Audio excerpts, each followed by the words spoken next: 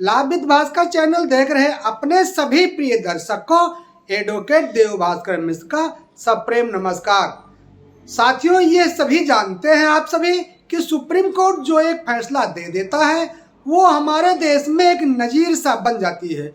अब एफआईआर दर्ज करने का जहां पर अधिकार थानों के एसएचओ में पूर्ण रूप से निहित है, वहीं पर एफआईआर को निरस्त करने का पूर्ण अधिकार न्यायालयों के पास सुरक्षित है। अब किस तरीके की एफआईआर को सुप्रीम कोर्ट ने खारिज किया, यह है आज का हमारा विषय। साथियों, सहमति से बनाए गए संबंध यदि किसी भी कारण से विवाह में नहीं बदलते हैं तो इसका मतलब तो ये नहीं है कि वो अपराध की श्रेणी में आता है। इसी पर सुप्रीम कोर्ट ने बृहद व्याख्या करते हुए एक आदेश पारित किया है। मामला साथियों दिल्ली से जुड़ा है, जहां पर शिकायतकर्ता का यह आरोप था कि शादी करने के बहाने उस आरोपित प्रशांत ने बार बार उसके साथ यौन उत्पीड़न किया और शिकायत करने पर यह धमकी देता था कि आपके भाई को फंसा देते हैं।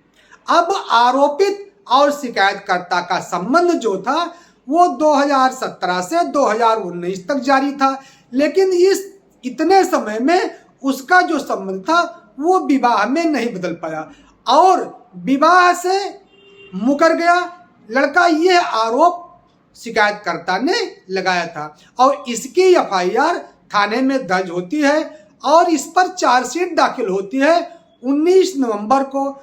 और आरोपित को जब इसकी जानकारी होती है कि मेरे ऊपर तो एक एफआईआर दर्ज हो गई, तब उसने दिल्ली उच्च न्यायालय में 482 की एक रिट फाइल किया, जहां पे उसकी रिट पे खारिज होती है। फिर वो चला जाता है आरोपित व्यक्ति प्रशांत सुप्रीम कोर्ट में दिल्ली उच्च न्यायालय के आदेश के खिलाफ।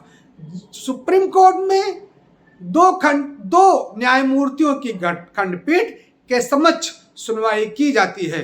अब दो जो न्यायमूर्ति थे उसमें बीबी नागरत्ना साहब थे और न्यायमूर्ति नोगमई कापस कोटेश्वर सिंह साहब थे। सुप्रीम कोर्ट ने मात्र 2 बिंदु को जांच किया। एक बिंदु तो यह कि क्या एफआईआर में लगाए गए आरोप 376 टूयन बलात्कार और 506 आपराधिक धमकी के तहत अपराध है। क्या आपराधिक प्रक्रिया जारी रखना कानूनी प्रक्रिया का दुरुपयोग तो नहीं है। इन्हीं 2 की जांच सुप्रीम कोर्ट ने किया है। न्यायालय ने इस बात पर जोर दिया कि विवाह के झूठे वादे के तहत प्राप्त सहमति तो बलात्कार की श्रेणी में आ सकती है यदि वादा बुरे इरादे से किया गया हो या पूरा करने का उसका कोई इरादा न हो। हालांकि इस मामले में इसका कोई सबूत सुप्रीम कोर्ट को नहीं मिला।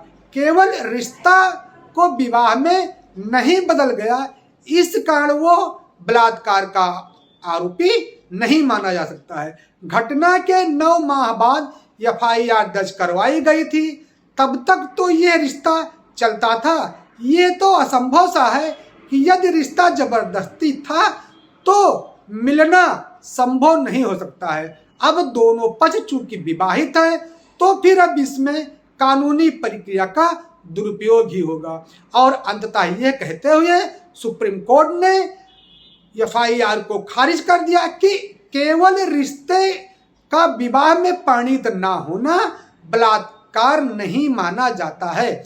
केस का टाइटल है प्रशांत बनाम दिल्ली सरकार, एसएलपी नंबर है 2793/24।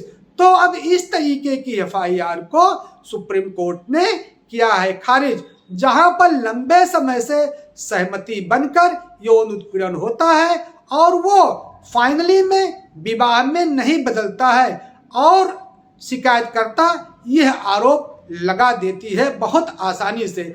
अब ऐसी एफआईआर को सुप्रीम कोर्ट ने खारिज किया है। सो ये था आज का हमारा विषय। यदि विषय पसंद आया है तो हमारे चैनल को सब्सक्राइब शेयर लाइक अवश्य कर दीजिएगा। मिल लेंगे इसी तरीके से नए विषय को लेकर, तब तक के लिए प्रणाम, धन्यवाद।